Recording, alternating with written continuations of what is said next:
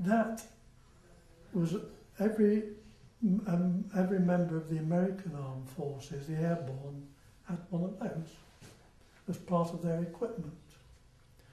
And they dropped on the beachhead just after midnight on the morning of D-Day in complete darkness. They didn't know where they were going to land. When they landed, they had no idea who might be around them. So if each one, as they landed, if they heard a rustle in the undergrowth, they'd do that. And if they heard that, they knew it was another one of their men. If the rustling continued and they didn't get that response, they shot first and asked questions afterwards. Because in war, you don't get the second chance, you don't get a chance to shoot second. That was because it could have been a German. And that was given to me by an American.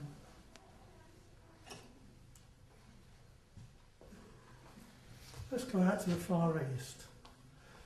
How many people read Japanese? See, it's written in Japanese. Look, isn't it? Written in Japanese. Open it up, and it's a little plastic goggle for their gas masks that the Japanese used when they wore gas masks. As I've told our friends, I was a real squirrel or a magpie.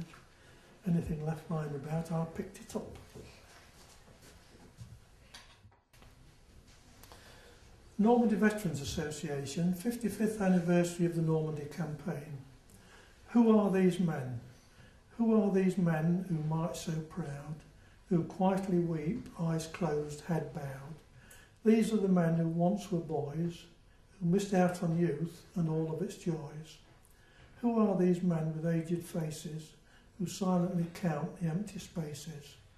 These are the men who gave their all, who fought for the country, for freedom for all. Who are these men with sorrowful look, who still can remember the lives that were took? These are the men who saw young men die. The price of peace is always high. Who are these men who in the midst of pain whispered comfort to those they would not see again? These are the men whose hand held tomorrow, who brought back our future with blood, tears and sorrow. Who are these men who promised to keep alive in their hearts the one God holds asleep? These are the men to whom I promise again, veterans, my friend, I will remember them.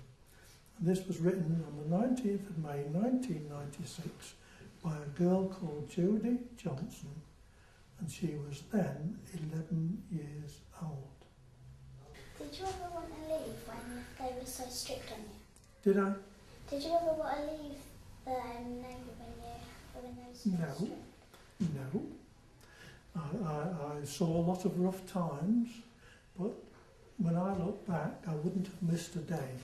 Did you see lots of people die? I did quite a lot, yes. Blown to bits, and those are the sort of things you don't like to remember. But it was very horrific. Bitter. When you did see people die, were you worried? Pardon? But when you did see people die, were you worried? I was. I mean, we had some hairy moments, some very hairy moments. That one of them, when I was on that ship at Normandy, we came under shell fire every day, and I got my only war wound. I was actually walking along the deck of the ship with a mug of tea in my hand. I haven't had one today. Hint, hint. And the shell dropped right by the side of the ship as I was walking by, and the blast of the shell blew me over. I fell on the deck, the mug broke, and the mug cut my wrist there.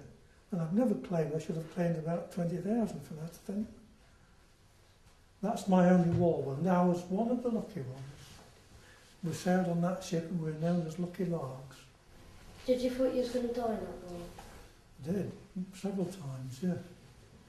But then we were only 19 and 20 years old.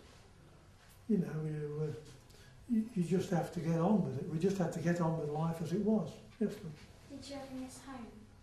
Did I? Ever miss home?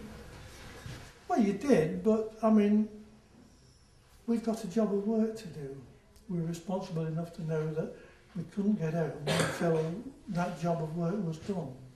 So after the war, I made the most of it. So I was out in India and serving out with the East India Command, and wherever I could get out, I did do. I went into the Himalayas and I went round the Taj Mahal, and wherever I could get an outing, I would go. And I wouldn't bleat about not coming back home. But it was very nice in March 1947 to be posted and catch my ship home, to sail home to England in March 1947.